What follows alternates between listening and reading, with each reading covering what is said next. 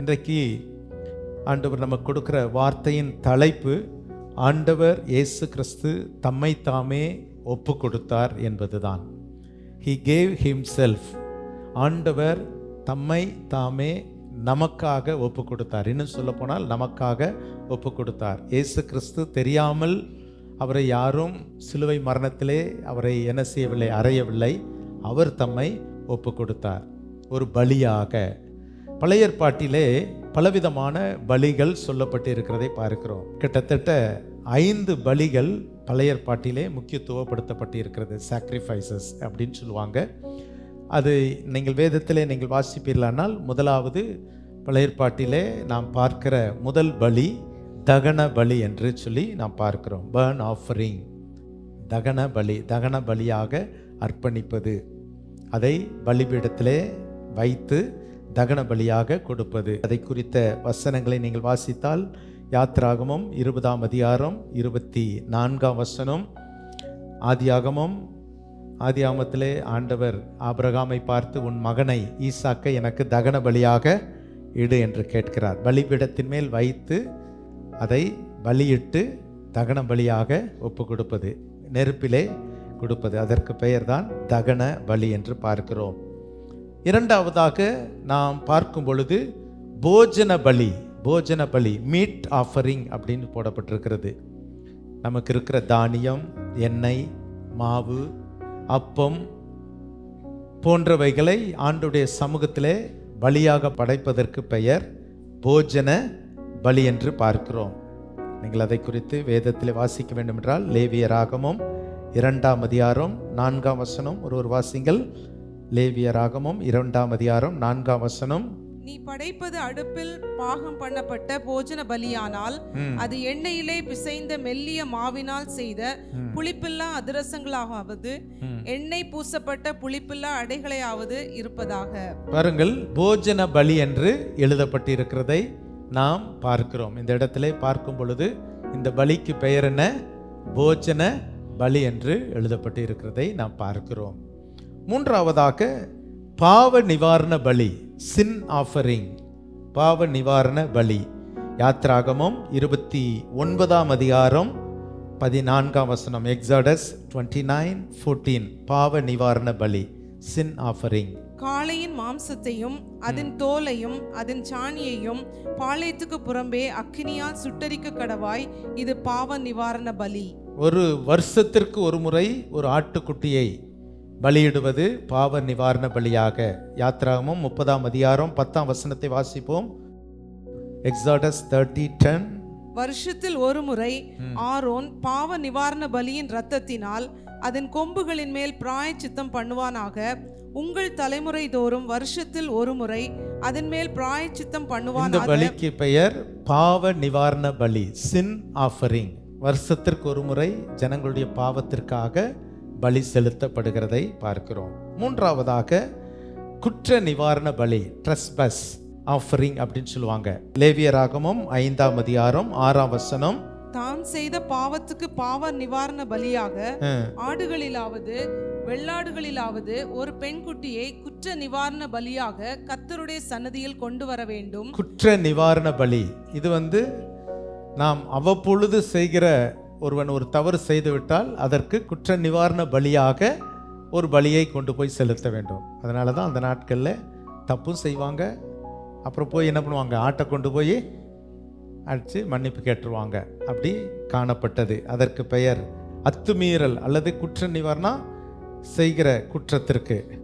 அதன் பிறகு நமக்கு பழைய ஏற்பாட்டிலே காணப்படுகிற ஒரு பலி சமாதான பலி, பீஸ் ஆஃபரிங். யாத்திராகமம் 20ஆம் அதிகாரம் 24ஆம் வசனம், எக்ஸாடஸ் 20:24. மண்ணினாலே பலிபீடத்தை எனக்கு உண்டாக்கி அதன் மேல் உன் ஆடுகளையும் உன் மாடுகளையும் சர்வாங்க தகன பலியாகவும் சமாதான பலியாகவும் செலுத்துவாயாக. நான் என் நாமத்தை பிரஸ்தாபப்படுத்தும் எந்த ஸ்தானத்திலும் உன்னிடத்தில் வந்து உன்னை ஆசீர்வதிப்பேன். சமாதானத்தை, ஆண்டவரோடு கூட சமாதானத்தோடு கூட இருப்பதற்காக ஒரு பலி, பாவ நிவாரண பலி. அடுத்தது சமாதான பலி. அப்போது ஒருவரை நாம் பார்க்க போகும் பொழுது கொஞ்சம் பொருட்களை வாங்கிட்டு போகிறோமே, அது எதற்கு? அவர்களை விசாரிப்பதற்கு, ஒரு சமாதானத்தை, நம்முடைய அனுதாபத்தை தெரிவிப்பதற்கு. இப்படி 5 விதமான பலிகள் வேதத்திலே சொல்லப்பட்டிருக்கு. தகன பலி, போஜன பலி, பாவ நிவாரண பலி, குற்ற நிவாரண பலி, சமாதான பலி என்று சொல்லி இந்த 5 பலிகள் அந்த நாட்களிலே செலுத்தப்பட்டது. இப்போ இன்றைய காலகட்டத்தில் நம்ம 5 பலிகளை செலுத்தணும்னு நினச்சா நம்ம நிலைமை எப்படி இருக்கும் யோசித்து பாருங்க.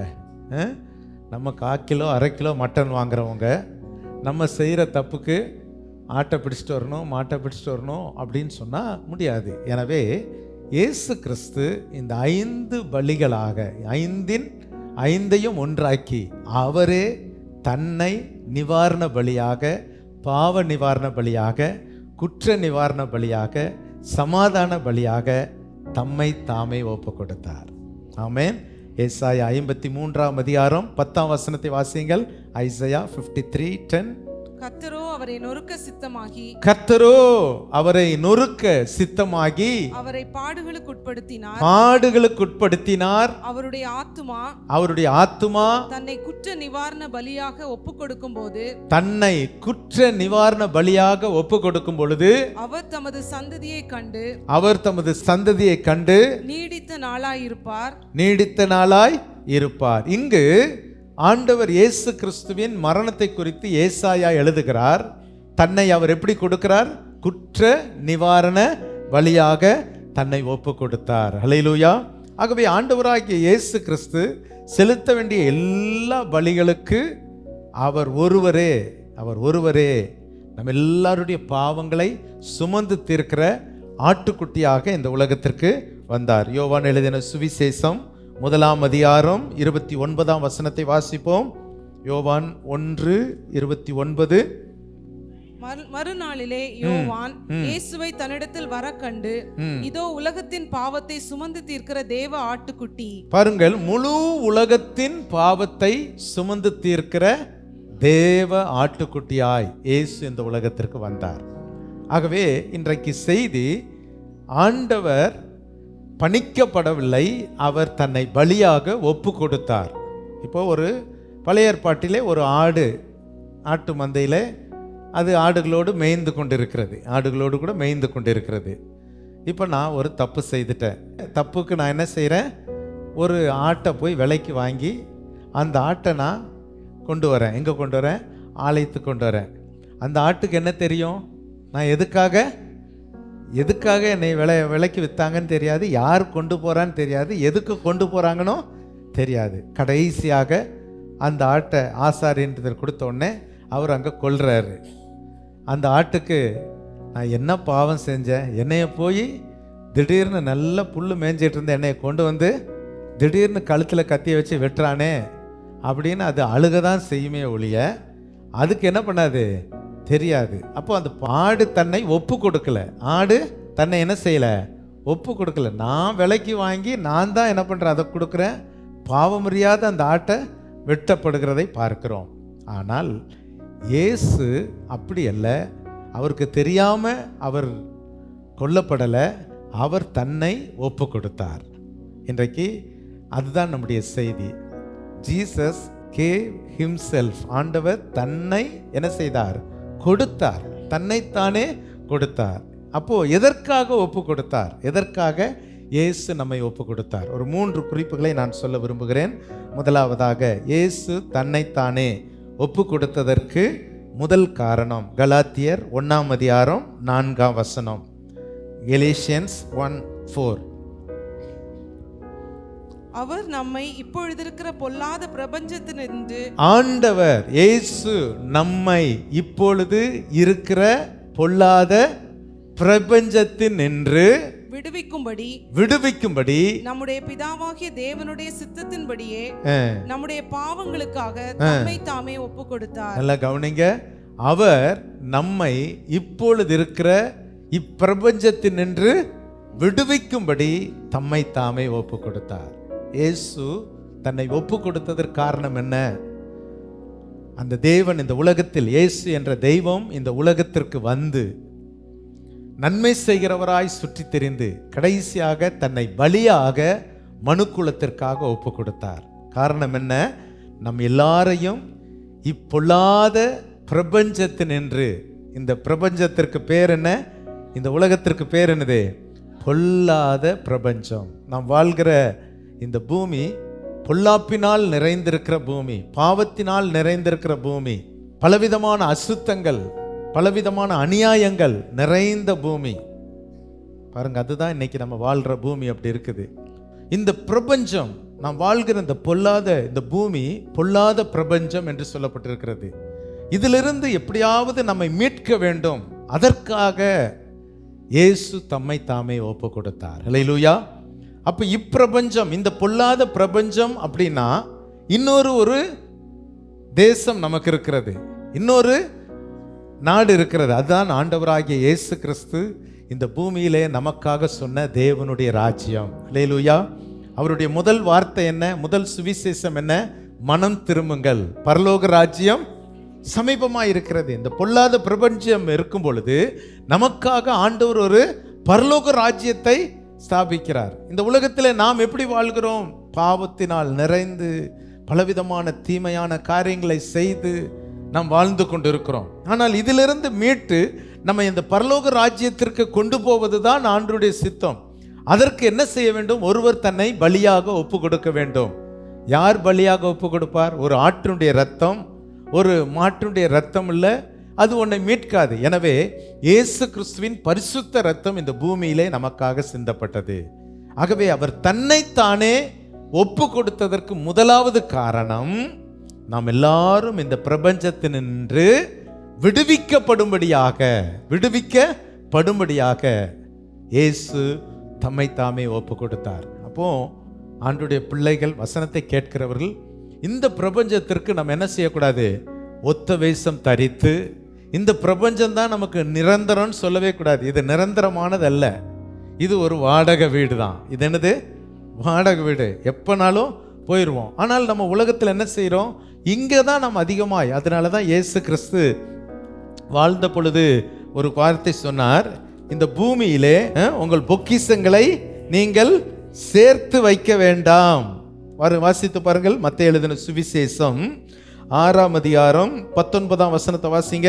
பூமியிலே உங்களுக்கு பொக்கிஷங்களை சேர்த்து வைக்க வேண்டாம், பூமியிலே உங்களுக்கு பொக்கிஷங்களை சேர்த்து வைக்க வேண்டாம், இங்கே பூச்சியும் துருவும் அவைகளை கெடுக்கும், இங்கே திருடரும் கன்னமிட்டு திருடுவார்கள். பாருங்கள், இந்த உலகத்திலே நாம் என்ன சேர்த்து வச்சாலும் திருடர்கள் திருடி விடுவார்கள், அல்லது பூச்சி என்ன செய்து விடும்? அழித்து விடும். சிலர் அந்த நாட்கள் நம்ம கேள்விப்பட்டிருக்கிறோம். ஒரு இந்த ரைடு வந்த போது நிறைய வீடுகளில் கட்டுக்கட்டாக பணம் வச்சு கரையான் தின்றுருக்கும். அவங்களுக்கு எவ்வளோ இருக்குன்னு கூட தெரியாத அளவுக்கு பணத்தை பதுக்கி வச்சு ஒளிச்சு வச்சு கடைசியில் கரையான் தின்றுருக்கும். ஆகவே பூச்சியும் துருவும் என்ன செய்யும்? அதை கெடுக்கும். அப்படி இல்லாட்ட திருடர் என்ன செய்திருவான்? கண்ணமிட்டு திருடிடுவாங்க. அப்போ பொக்கிஷமே சேர்த்து வைக்கக்கூடாதா அப்படின்னா, நமக்கு தேவையான அளவுக்கு நீங்கள் நல்ல வீடு கட்டுங்க, நல்ல சந்தோஷமாக இருங்க, ஒரு கார் வைங்க, நல்ல சாப்பிடுங்க, நல்ல சந்தோஷமாக இருங்க. ஆனால் நம்ம ரொம்ப அதிகமாக சேர்த்து வச்சு, நகைகளை ரொம்ப சேர்த்து வச்சு நம்ம ரொம்ப பாரப்படக்கூடாது. நம்ம லகுவாக இருக்க வேண்டும். உரலிலே சொல்லுங்க பார்க்கலாம். எங்கே பொக்கிஷம் இருக்குதோ அங்கே தான் இருக்கும். அங்கே தான் என்ன இருக்கும்? இருதயம் இருக்கும். ஒன்றுமே இல்லாமல் நம்ம தரித்திரராக இருக்குன்னு சொல்லலை. நல்லா சாப்பிடுங்க, நல்லா உடுத்துங்க, நல்லா தங்குங்க, எல்லாம் இருக்கட்டும். ஆனால் அதுக்கும் பிறகு நம்ம ஆசை வச்சு இந்த பூமிக்காக பூமியிலே நம் பொக்கிஷங்களை சேர்த்து வைக்க வேண்டாம். அப்போ அடுத்த வசனத்தை வாசிங்க, 20ஆம் வசனம். பரலோகத்திலே உங்களுக்கு பொக்கிஷங்களை சேர்த்து வையுங்கள், அங்கே பூச்சியாவது துருவாவது கெடுக்கிறதில்லை, அங்கே திருடர் கன்னமிட்டு திருடுகிறதும் இல்லை. அப்ப அதனுடைய அர்த்தம் என்ன? நாம் இந்த உலகத்திலே உழைக்கிற உழைப்பை நாம் நன்றாக சாப்பிட்டு அத்தோடு கூட தேவனுடைய ராஜ்யத்தை நாம் கட்டுவோம், தேவனுக்காக ஊழியம் செய்வோம், ஆத்துமாக்களை சம்பாதிப்போம். இப்படி நாம் செய்வோமானால் பரலோகத்திலே நம்முடைய பொக்கிஷம் என்ன செய்யப்படும்?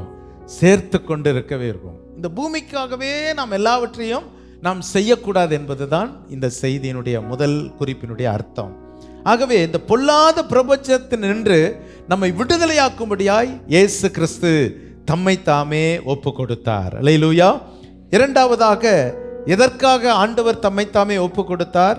தீத்துவின் புஸ்தகம் டைட்டஸ் 2:14, தீத்து 2:14 வாசிப்போம்.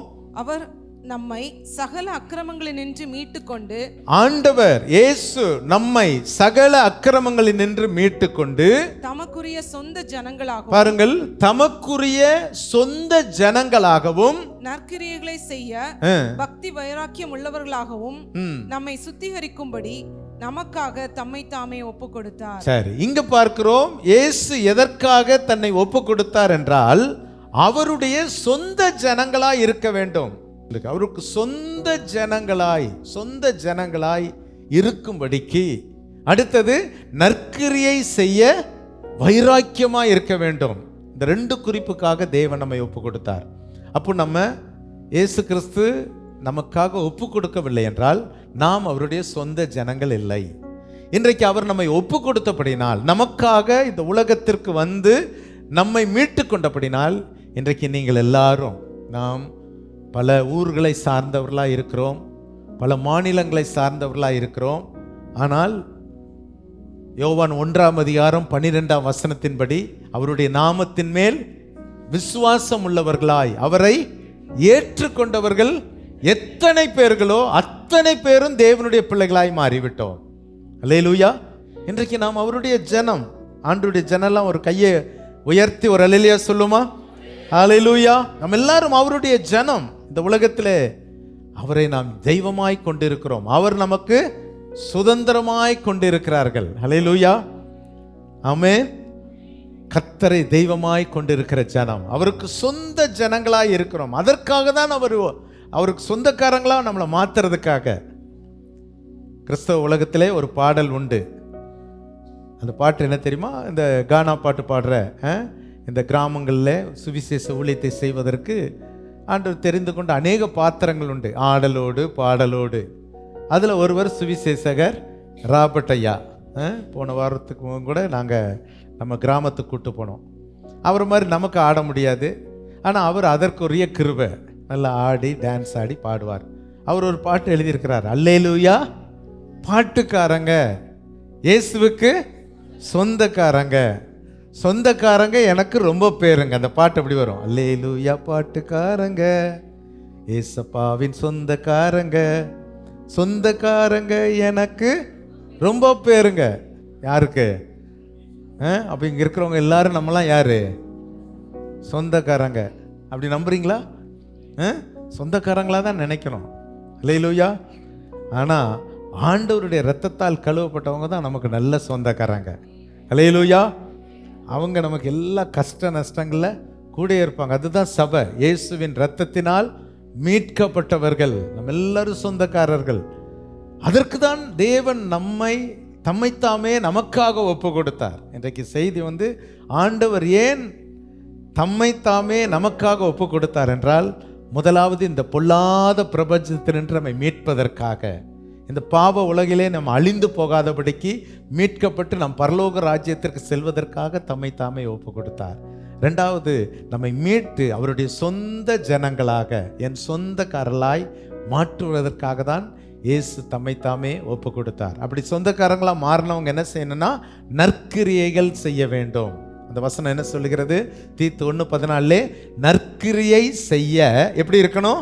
பக்தி வைராக்கியம் இருக்க வேண்டும். ஒரு நிலையிலே சொல்லுங்க பார்க்கலாம். நற்கிரியை செய்கிறோமா? நம்ம எல்லாருமே நல்ல கிரியை செய்கிறோமா? துர்க்கிரியை செய்யக்கூடாது, யாருக்கும் தீங்கு இழைக்கக்கூடாது, தீங்கான காரியத்தை செய்யவே கூடாது, பேசவே கூடாது. நல்ல கிரியைகளை செய்ய வேண்டும். நல்ல கிரியைகள். இயேசு நன்மை செய்கிறவராய் சுற்றி திரிந்தார். நற்கிரியை தான் செய்கிறவர்.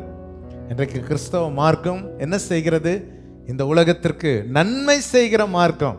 இந்திய தேசத்தில் எத்தனையோ ஏழை பிள்ளைகள் இன்றைக்கு படித்து உயர்ந்த ஸ்தானத்திற்கு வந்ததற்கு காரணம் என்ன தெரியுமா? படிக்கவே கூடாது, இவங்கெல்லாம் தாழ்த்தப்பட்டவங்க, இவங்க படிக்கவே கூடாது அப்படின்னு சொன்ன பொழுது அந்த ஏழை மக்களை தேடி மிஷனரிகள் போய் பள்ளிகளை ஏற்படுத்தி, ஹாஸ்டல் ஏற்படுத்தி, ஆஸ்பத்திரி ஏற்படுத்தி, கல்லூரிகளை ஏற்படுத்தி இன்னைக்கு உலகமெங்கிலும் அவர்கள் ஜொலிக்கிறார்களே. காரணம் என்ன? அந்த நற்கிரியை. ஒரு ஆமென் சொல்லுங்க பார்க்கலாம். நல்ல கிரியைகளை நாம் செய்ய வேண்டும். அல்லேலூயா. நீங்கள் நற்கிரியை செய்யும் பொழுது ஒரு சின்ன உதவி அவர்களை அப்படியே மாற்றிவிடும்.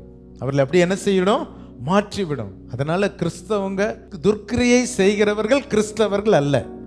கிறிஸ்தவம் அப்படின்னாலே நாம் நல்கிரியைகளை செய்ய வேண்டும். அதற்கு தான் இயேசு தம்மைத்தாமே ஒப்பு கொடுத்தார். ஆமென்.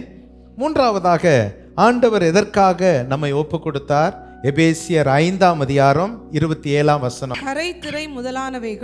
கரை திரை முதலானவைகள் ஒன்றுமில்லாமல் பரிசுத்தமும்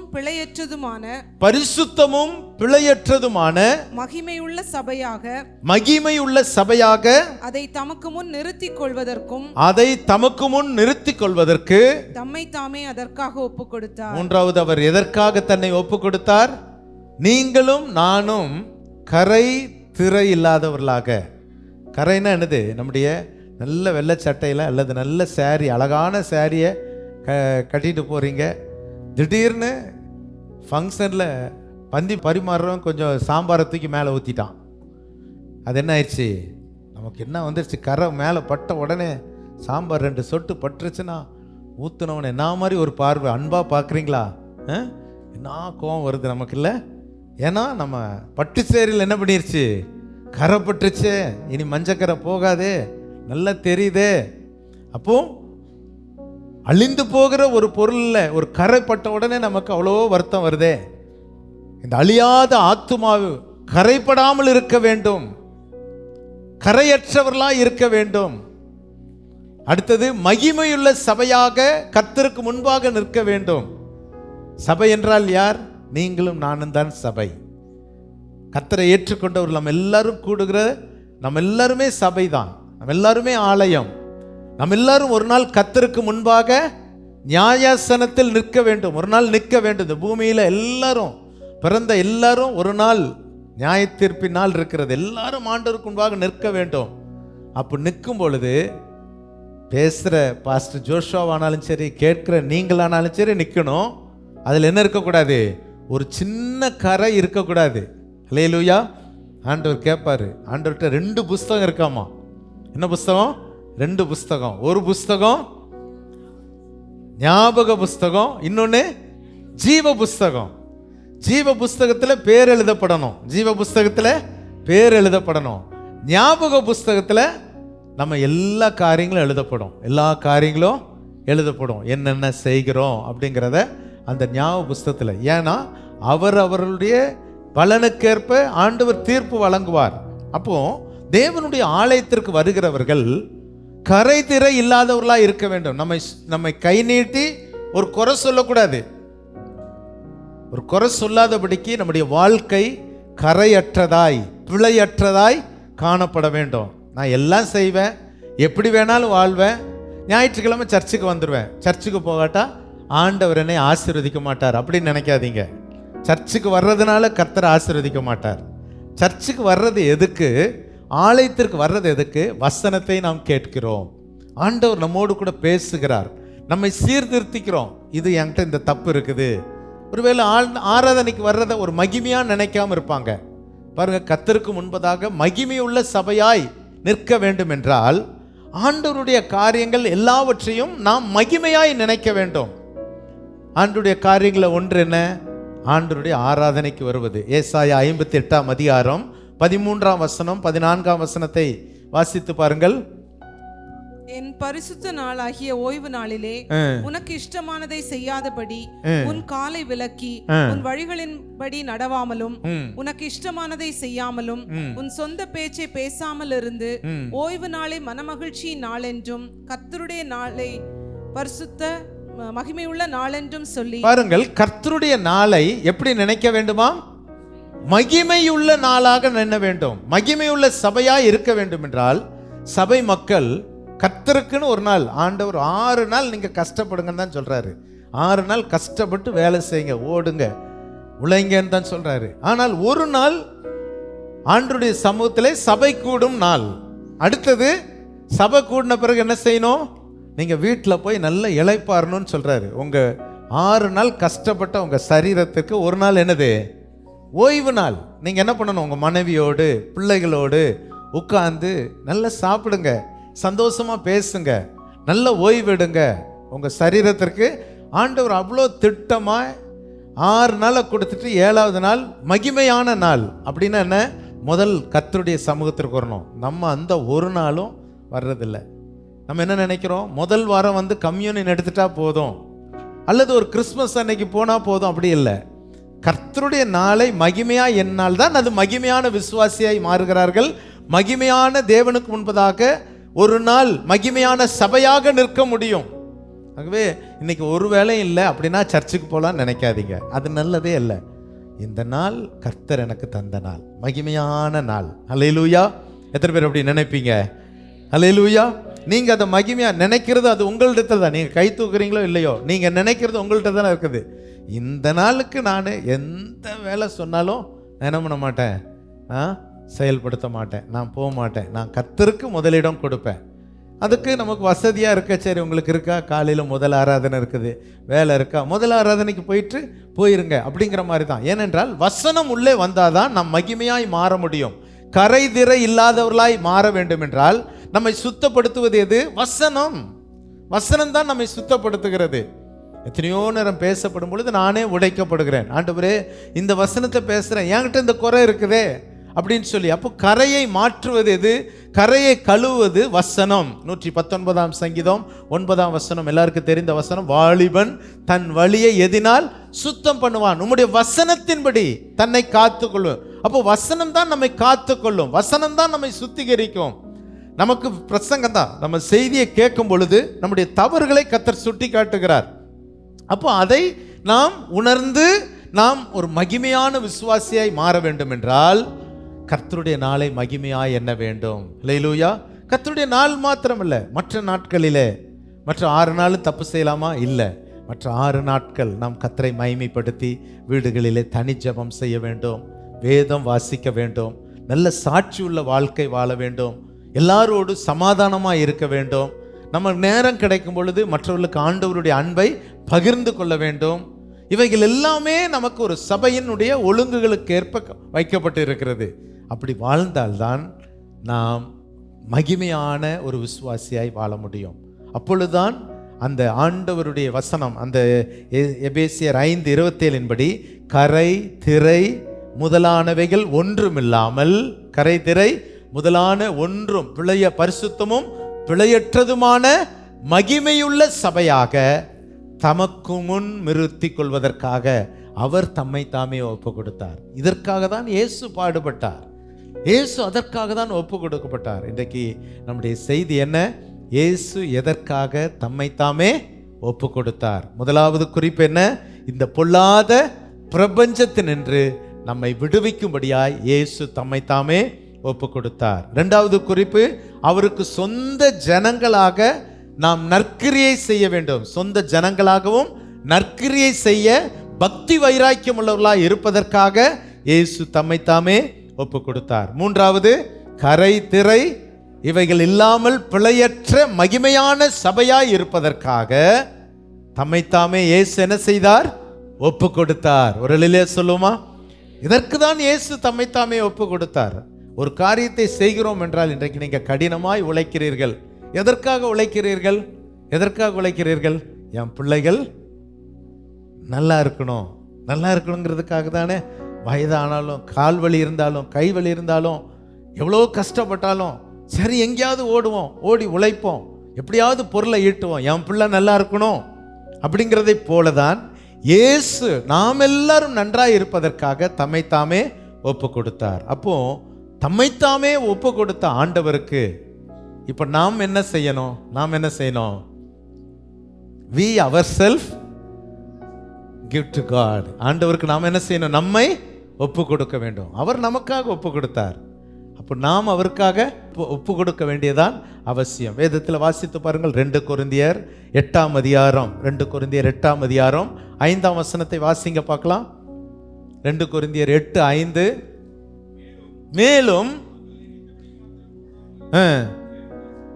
சரி, தேவனுடைய சித்தத்தினாலே முன்பு தங்களை தாமே கர்த்தருக்கும் பின்பு எங்களுக்கும் ஒப்பு கொடுத்தார்கள். இங்கு அப்போஸ்தலனாகிய பவுல் ஒரு சபை மக்களை குறித்து குறிப்பிடுகிறார். முன்பு கர்த்தருடைய சித்தத்தினாலே முன்பு தங்களை தாங்களே கர்த்தருக்கும் பின்பு எங்களுக்கும் ஒப்பு கொடுத்தார்கள். அப்போ ஒப்பு கொடுத்த கர்த்தருக்கு ஒரு கூட்டம் தங்களை ஒப்பு கொடுத்தார்களாம். அல்லேலூயா. ஆண்டவர் தம்மைத்தாமே ஒப்பு கொடுத்த தெய்வத்திற்கு ஒரு கூட்டம். இது யார் என்றால் 1ஆம் வசனத்திலே வாசிக்கப்பட்டிருக்கிறது. வாசிங்க. அன்றியும் சகோதரரே, மக்கதோனியா நாட்டு சபைகளுக்கு தேவன் அளித்த கிருபை. மக்கதோனியா நாட்டில் உள்ள சபை மக்களை குறித்து எழுதுகிறார். அவர்கள் என்ன செய்தார்கள்? கர்த்தருக்கு தங்களை ஒப்பு கொடுத்தார்கள். இரண்டாவது, அந்த ஊழியக்காரர்களுக்கு தங்களை ஒப்பு கொடுத்தார்கள். அப்படின்ற என்ன? ஒரு சரண்டர் லைஃப்.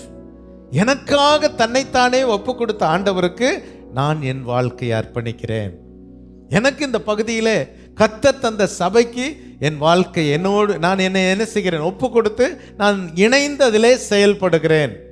இதுதான் அதனுடைய அர்த்தம். ஆனால் அந்த சூழ்நிலை, நீங்கள் அது எழுதப்பட்ட சூழ்நிலை, அந்த மக்கதோனியா சபை மக்கள் எப்படி இருந்தார்களாம்? 2ஆம் வசனத்திலே மிகுந்த தரித்திரம், மிகுந்த உபத்திரவத்திலே சோதிக்கப்பட்டார்கள். ஆனால் கர்த்தருக்கு தங்களை ஒப்பு கொடுத்தார்கள். இன்னும் சொல்ல போனால் பொருளாதார ரீதியாக கொடிய தரித்திரம் உடையவர்களாக இருந்தார்கள். ஒரு பக்கம் உபத்திரவம், இன்னொரு பக்கம் தரித்திரம். ஆனாலும் 5ஆம் வசனத்திலே கர்த்தருக்கும் எங்களுக்கும் தங்களை ஒப்பு கொடுத்தார்கள். அல்லேலூயா.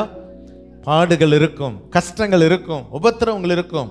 ஆனால் நமக்காக பாடுபட்ட இயேசுவுக்காக அவர்கள் தங்களை ஒப்பு கொடுத்தார்கள். இன்றைக்கு நீங்களும் நானும் அதை தான் நாம் செய்திருக்கிறோம். ஒப்பு கொடுக்கப்பட்ட வாழ்க்கையிலே நாம் இன்னும் என்ன செய்ய வேண்டும்? நம்மை ஆராய்ந்து பார்த்து எதில் நம்ம கொஞ்சம் தவறு இருக்கிறோம், எதில் என்கிட்ட கரை இருக்கிறது, எதில் என்கிட்ட பிழை இருக்கிறது, எந்த விஷயத்தில் நான் தவறு செய்கிறேன், பிழையாக இருக்கிறேன், எங்கள் ஜெப வாழ்க்கை குறைஞ்சிருச்சா, என்னுடைய வேத வாசிப்பு குறைஞ்சிருச்சா, கர்த்தர் பேரில் உள்ள வைராக்கியம் குறைஞ்சிருச்சா, நற்கிரியைகளை செய்வதிலே நான் குறைவுபட்டிருக்கிறேனா? நமக்கு எவ்வளவுலாம் கர்த்தர் தராரோ அதை மற்றவர்களுக்கு கொடுத்து கொண்டே இருப்போம். கொடுக்க கொடுக்க கர்த்தர் நமக்கு என்ன செய்வார்? ஏழை எளிய மக்களை நாம் தாங்குவோம், கிறிஸ்துவின் சுவிசேஷத்தை செய்வோம். கர்த்தருக்கு மகிமையான சபையாக நிற்பதற்கு நல்ல வசனங்களை கேட்டு நல்ல குடும்பமாக உட்கார்ந்து ஜெபம் பண்ணுவோம். கணவன் மனைவியாய் ஜெபம் பண்ணுங்க, தனிப்பட்ட முறையில் முழங்கால் படிட்டு ஜெபம் பண்ணுங்க, வேதத்தை வாசித்து கொண்டே இருங்க. இதெல்லாம் ரொம்ப முக்கியம். இந்த பிரபஞ்சத்தின் ஆசாபாசங்களுக்கு ரொம்ப நம்ம இடம் கொடுக்கவே கூடாது. ரொம்ப இடம் கொடுத்துட்டா இந்த புவி ஈர்ப்பு விசை என்ன பண்ணிரும்? நம்மளை இழுத்துக்கிட்டே இருக்கும், மேலே போக முடியாது. எப்போ இயேசுவின் வருகைன்னு சொல்ல முடியாது. பாருங்கள், இந்த யுத்தங்கள் எல்லாம் நீங்கள் பார்த்தீங்கன்னா எசேக்கியேலில் சொல்லப்பட்ட அத்தனை காரியங்களும் நடக்குது. இந்த யுத்தம் எல்லாமே இந்த கோகு மாகோகு இதெல்லாம் வந்து ரஷ்யா, இந்த ஈரான், சிரியா இதெல்லாமே அந்த நாடுகள். இப்போ அது அத்தனையும் இஸ்ரவேலுக்கு விரோதமாக எழும்புகிறதை பார்க்கிறோம். நீங்கள் எசேக்கியேல் 38ஆம் அதிகாரத்தை வாசித்தீங்கன்னா இந்த சம்பவம்லாம் வரும். இவங்கெல்லாம் எதிராக தான் வருவாங்க அப்படின்னு போட்டிருக்குது. அப்படி தான் இருக்குது. அந்த ஒரு சின்ன நாட்டுக்கு விரோதமாக என்ன அடிக்கிறாங்க பாருங்கள்.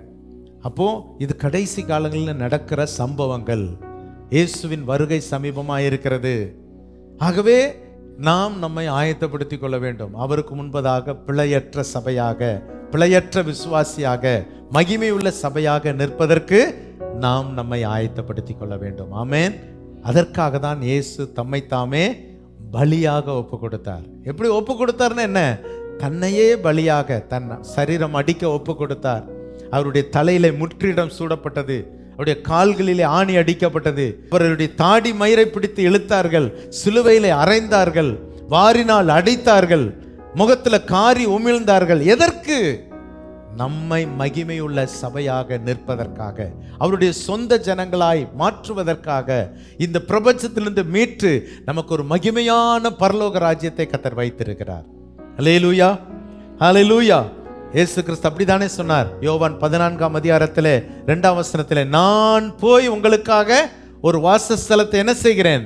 ஆயத்தம் பண்ணுகிறேன். நான் போய் ஆயத்தம் பண்ணின பின்பு வந்து உங்களை என்னிடமாய் நான் என்ன செய்வேன்? சேர்த்து கொள்வேன். அல்லேலூயா. ஆண்டவர் நமக்கு மகிமையான ஒரு பரலோகத்தை ஆயத்தப்படுத்தி கொண்டு இருக்கிறார். அல்லேலூயா. கர்த்தருக்கு மகிமை உண்டாவதாக.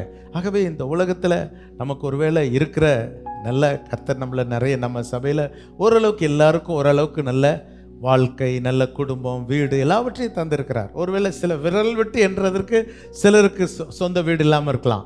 என்னுடைய ஜெபங்கள் அது ஒன்று. சீக்கிரம் அதையும் கர்த்தர் உங்களுக்கு தந்துடுவார். ஹல்லேலூயா. இந்த ஊரில் இருக்கும்போது நமக்கு கஷ்டப்படாமல் இருப்பதற்கு ஒரு நல்ல வீடு தேவை. ஆனால் எனக்கு 10 வீடு வேணும், 20 வீடு வேணும், நம்ம என்ன செய்ய வேண்டாம், எதையும் கொண்டு போகிறது இல்லை. இந்த உலகத்திலிருந்து ஒன்றையும் நாம் கொண்டு போவது இல்லை, கொண்டு வந்ததும் இல்லை, கொண்டு போவதும் இல்லை. ஹல்லேலூயா. ஆகவே இனி வருகிற காலங்கள் நாம் கர்த்தருக்காக உழைப்போம். ஆமென். இயேசுவின் வருகை சமீபமாய் இருக்கிறது. இப்பிரபஞ்சத்திற்கு நம் ஒத்த வேஷம் தெரியாதபடிக்கு இந்த பிரபஞ்சத்திலிருந்து விடுதலையாக்கி கர்த்தர் நமக்கு மகிமையான பரலோக ராஜ்யத்தை வைத்திருக்கிறார்.